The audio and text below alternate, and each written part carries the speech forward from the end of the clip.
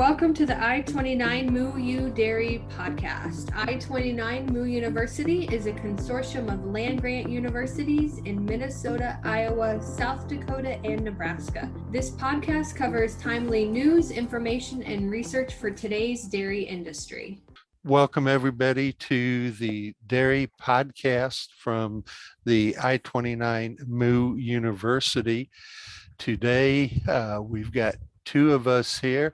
I'm delighted to have Jim Salfer here with me from University of Minnesota. He's dairy specialist.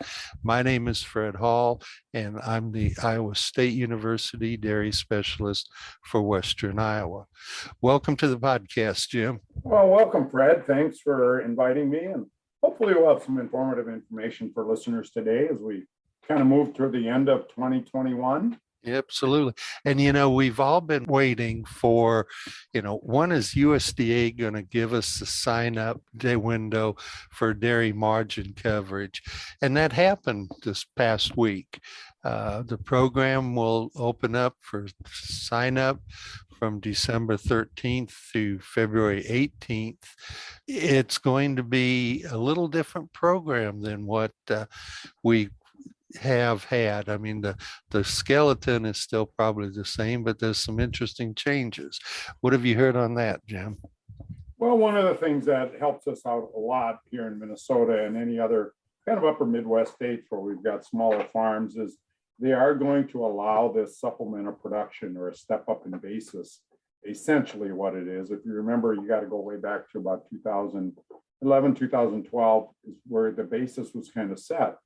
And we've had some farms that were small farms that did usually modest expansion since then. And so they finally got what they're calling it a supplemental production. So the way it works is if your operation is increased production from what your current approved base level is, you can upgrade that to 2019's production. Of course, up to the 5 million pound cap. Yep. And what you will need is a copy of your milk pound sold in 2019 from your processor. Another important part, Fred went through the enrollment sign-up period. This step must be completed prior to your 2022 DMC enrollment. So if you want to have a stepped up basis, you want to do that really pretty soon. And what will happen, it'll take that increase from your 2019 to your current production base, and then they'll take about 75% of that gain and add it to your base. So you won't get all of it, but I think for some of our farms that have expanded over this period of time, and of course, goodness knows, 7 or 8 or 9 years in the dairy industry is a world apart. The other thing that once you get that signed up, there's been a lot of rumors going around that they will increase those payments back a number of years, but it looks like that supplemental DMC payment will be paid in 2021 and the years moving forward, but it will not be retroactive prior to 2021. I know that was a little bit of a rumor. And of course, you have to pay for the coverage. Not too surprising, but the new supplemental pounds rate will be set at 15 cents a hundredweight.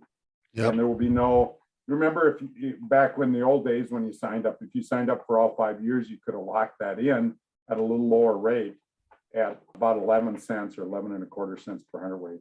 Yep. But the original pounds stay at that rate, but the new pounds are going to be at 15 cents.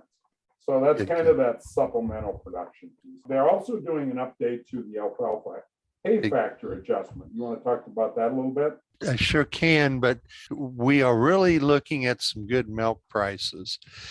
And, you look back in 2020, guys said, milk's pretty good. I'm not going to even sign up for DMC.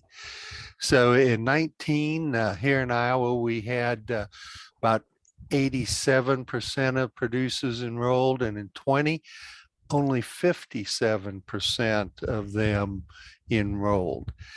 And we all know what happened. So, if they had signed up, they would have probably had 7 months of payments that they didn't receive.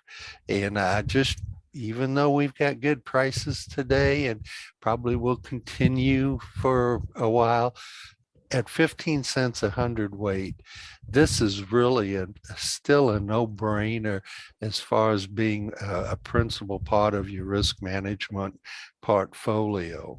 So I just wanted to slip that in early because I think it's really important that we remember what happened a year ago there.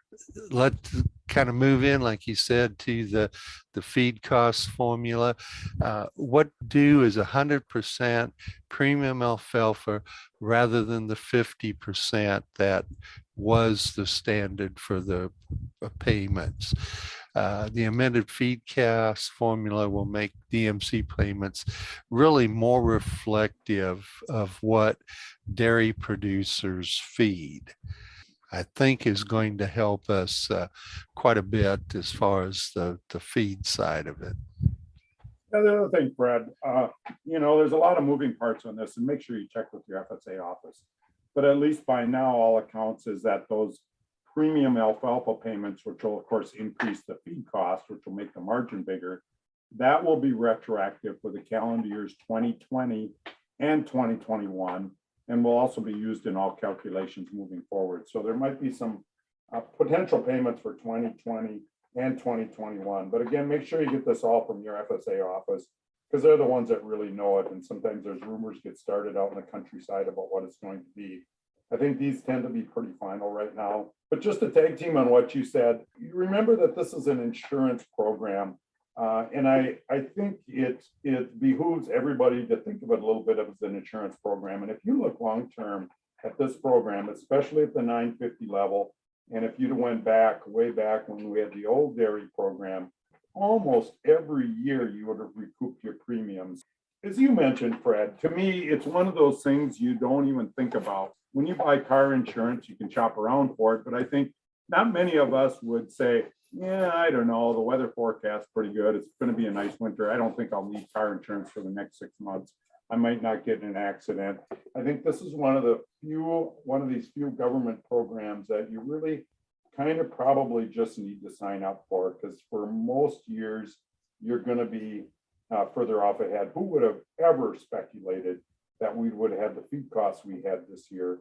And for most farms, these checks really help them out. And so I'm in Fred's camp, and I think most lenders, if you talk to most of your brokers, are kind of in the same camp. And even if you're a big farm, it could be part of your risk management strategy.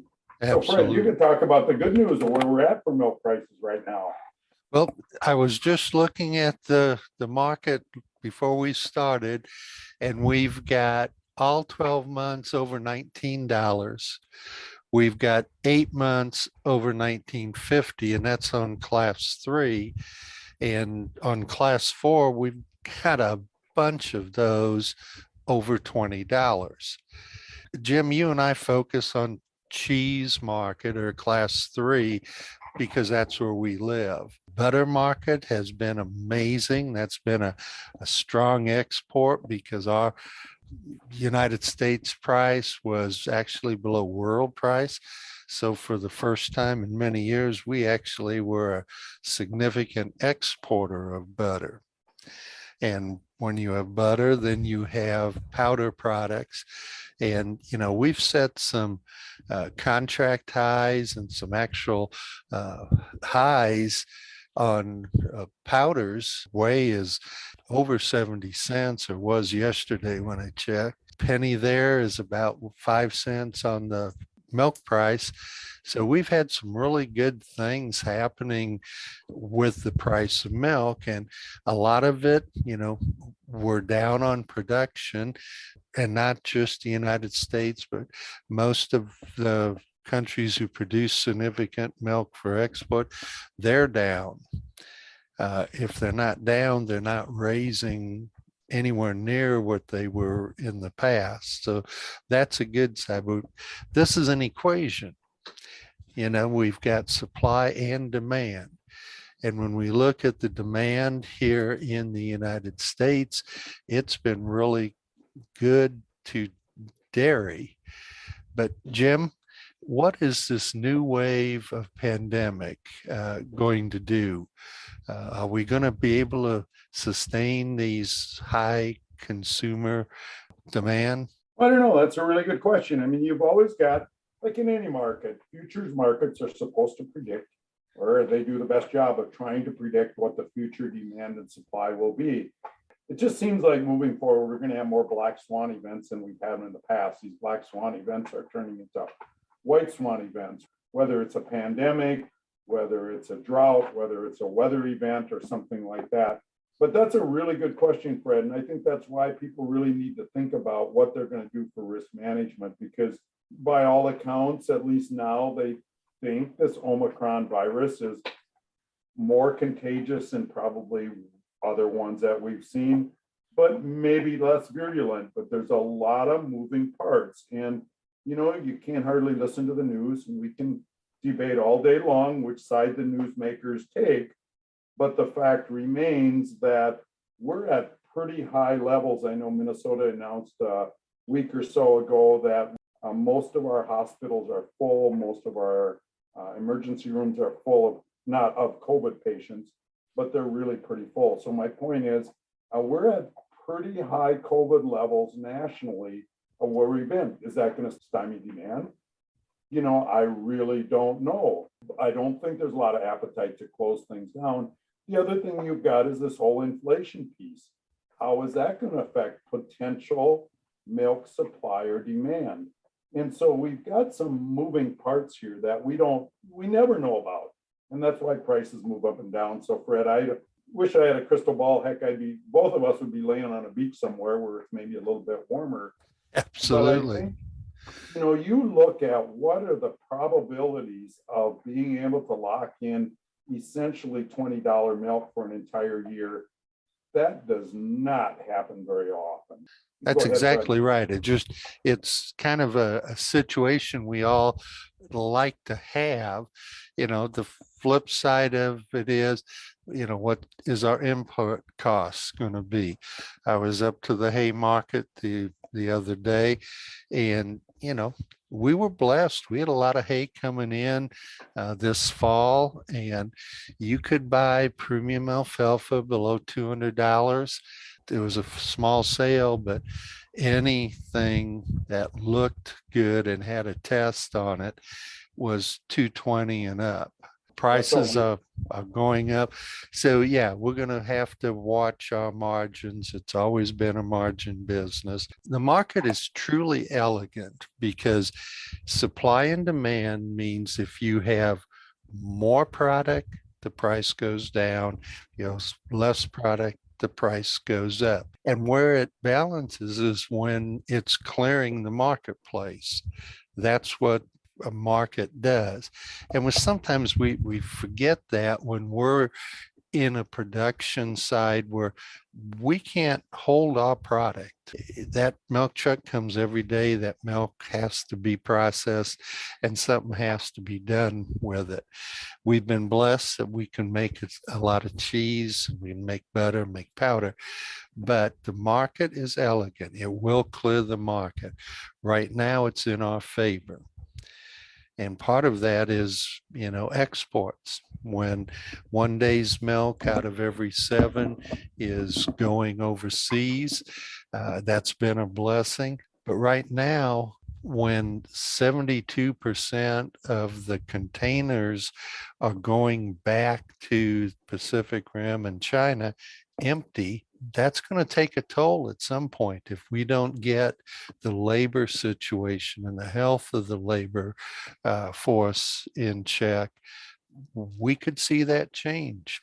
Yeah, I've been working with some farms on kind of year-end financials, and if you were buying feed this past year, you didn't have a really good year, even with our pretty good milk prices. And so, on a national standpoint, I don't see all of those, but there's some areas of the country that purchase a lot of their feed. And so if we can keep these increases in milk production nationally from increasing a lot, if we can stay 0.5 to 1%, that should be fairly positive for our milk prices. But if we see these grain prices drop a little bit and some areas expand milk production, the other thing I think we need to think a little bit about milk production or cheese, is there's been a couple of new cheese plants built or are in the process of being built. And so I don't know of any large ones that are going to be going online over the next, 6 to 12 months, but I think we need to be thinking a little bit about that side too.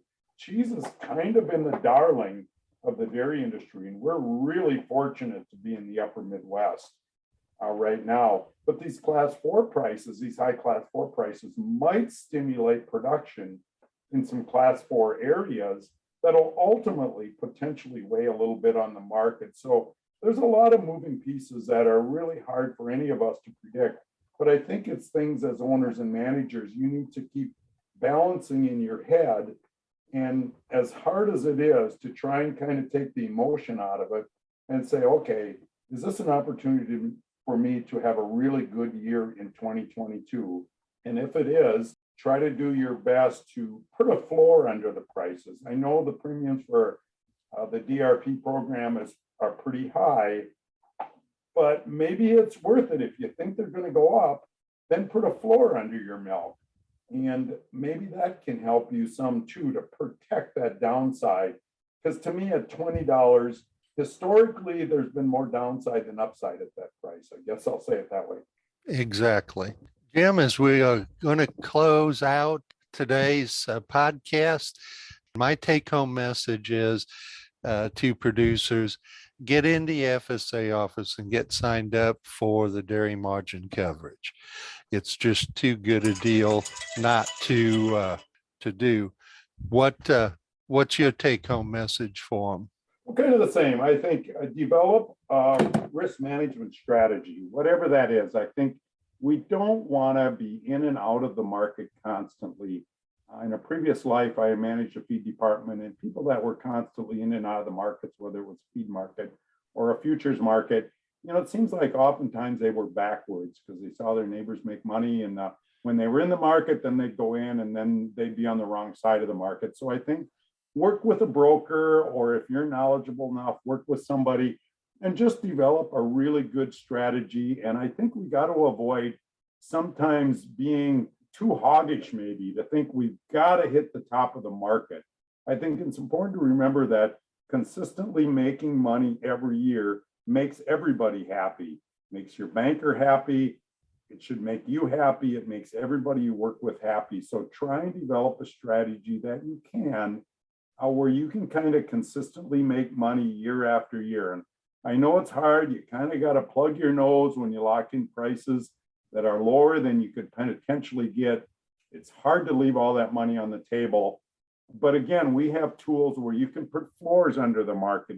If you can't sleep at night by missing that high price, you might have to pay some premium to put a floor in the market, but that leaves your upside open. So there are a lot of tools out there right now at your disposal that can help you lock in these prices, or to get the best possible price for your farm. Exactly. I think by locking a floor, we got to remember it doesn't prevent you from, getting the higher price. You've just protected yourself if the market does some drastic moves. Jim, always enjoy visiting with you. I'd like to thank our listeners for attending the Moo University podcast. We'll look forward to talking with you next time. Yep. Thanks, Fred. Thanks for all you listeners. I-29 Moo U is an equal opportunity provider. For the full non-discrimination statement or accommodation inquiries, go to extension.iastate.edu/diversity/ext.